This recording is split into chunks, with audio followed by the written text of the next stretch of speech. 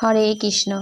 তো গত 1 মাস ধরে দামোদর ব্রত করেছি, মানে লক্ষ্মী পুজোর পূর্ণিমা থেকে সেই শুরু করেছি আর রাস পূর্ণিমা পর্যন্ত শেষ করলাম। গতকাল ছিল রাস পূর্ণিমা। তো সন্ধেবেলা আগে ভগবানের একটু ভোগ দিলাম, একটু মিষ্টি সিঙ্গাড়া এগুলো দিয়ে।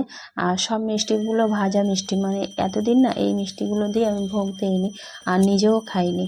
তো সেই মিষ্টিগুলো দিয়েই ভোগ নিবেদন করলাম, করে তারপরে একটু আরতি করলাম, পঞ্চপ্রদীপ ধূপ দিয়ে একটু আরতি করলাম ভগবানের। আর আমার মেয়ে দেখুন নাচছে, মানে আমি আরতি করছি, আমার ছেলে ভিডিও করছিল আর ও নাচছিল। তারপরে একটু আমার সঙ্গে হরিনাম করছিল। আর ও প্রতিদিন আমার সঙ্গে দীপ দেয় না, যেদিন মানে পড়তে যায় সেদিন আর হয় না, আর যেদিন পড়তে যায় না আমি দীপদান করলে ও ছুটে যায়, গিয়ে বলে আমি দীপদান করব। দেখুন আমার সঙ্গে দীপদান করছে আজও, মানে শেষ দিন।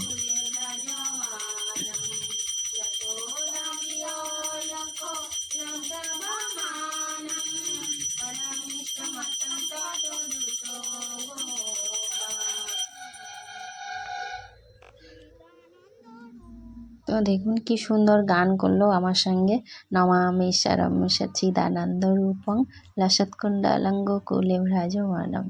তো দীপদান করার পরে, ভগবানের কাছে দীপদান করার পরে ওটাই তুলসী মঞ্চে দিই প্রদীপটা। এই যে মানে যেটা ভোগ নিবেদন করেছিলাম সন্ধ্যাবেলা মিষ্টি দিয়ে, সেই মিষ্টিটা তুলে নিয়ে এসে ওটা খেয়ে একটু পালন করে নিলাম। নিয়ে তারপরে এই যে সবজিগুলো নিয়ে বসলাম। এই সবজিগুলো না এতদিন আমি খাইনি, মানে রাস পূর্ণিমা থেকে, লক্ষ্মী পুজোর পূর্ণিমা থেকে রাস পূর্ণিমা পর্যন্ত কোনো শাকও খাইনি। আর শিম, বেগুন, মূলো, পটল, মানে কোনো বিনস, গাজর কোনো কিছুই খাওয়া হয়নি।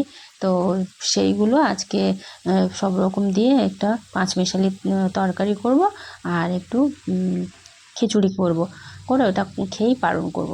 তো সেই জন্য আগে ডালটা ভেজে, মুগ ডালটা ভেজে বসিয়ে দিলাম, সিদ্ধ হতে বসিয়ে দিলাম। তারপর সবজিগুলো কেটে নিলাম, অনেকটা সবজি কাটতে হয়। তো তারপরে বিউলির ডাল, একটু বড়ি ভেজে নিলাম, যেহেতু বিউলির ডালও খাওয়া হয়নি এতদিন। তো সেই বিউলির ডাল, বড়ি, তো বড়িগুলো না আমার মায়ের হাতের বড়ি, তা বড়িগুলো আগে ভেজে নিয়ে তারপর বেগুনটাও ভেজে নিলাম। যেহেতু বড়ি বেগুন এগুলো খুব তাড়াতাড়ি সিদ্ধ হয়ে যায়, তো ওগুলো আলাদা করে তুলে রাখলাম। এদিকে ফুলকপি আলু ভাজা করে, আর এদিকে মুগ ডালটা সিদ্ধ হয়ে গেছিলো সবজি কাটতে কাটতেই। তারপরে ওতে আতপ চালটা দিয়ে দিলাম, দিয়ে আর ফুলকপি আলু ভেজে রেখেছিলাম সেটাও দিয়ে দিয়েছি।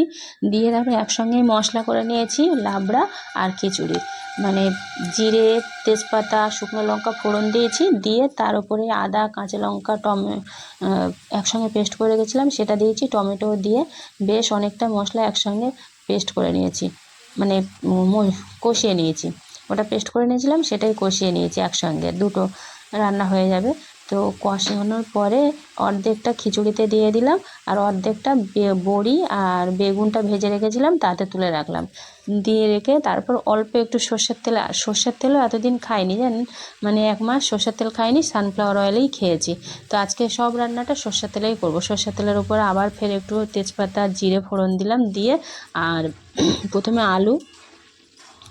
আলুগুলো দিয়ে একটু ভাজা ভাজা হয়ে গেলে তারপর পুঁই শাক ডাঁটাগুলো ভেজে রেখেছিলাম। আর শাকের মধ্যে, মানে এতদিন শাক খাইনি বলে শাকের মধ্যে একটু পুঁই শাকটা দিয়েছিলাম। তারপরে সব রকম সবজি কেটে রেখেছিলাম সেইগুলো দিয়ে ভালো করে কষিয়ে নিয়ে, আর যে মশলাটা করে রেখেছিলাম বড়ি আর বেগুন একসঙ্গে মশলাটা করে রেখেছিলাম সেটা দিয়ে দিলাম, দিয়ে ভালো করে পাঁচমিশালি তরকারিটা করে নিয়েছি, বেশ সুন্দর হয়েছিল।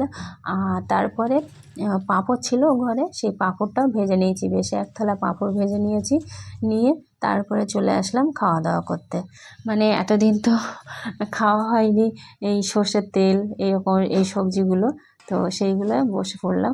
তো রাত্রেবেলা বেশ অনেকটা রাত হয়ে গেছিলো, প্রায় 9:45 বেজে গেছে।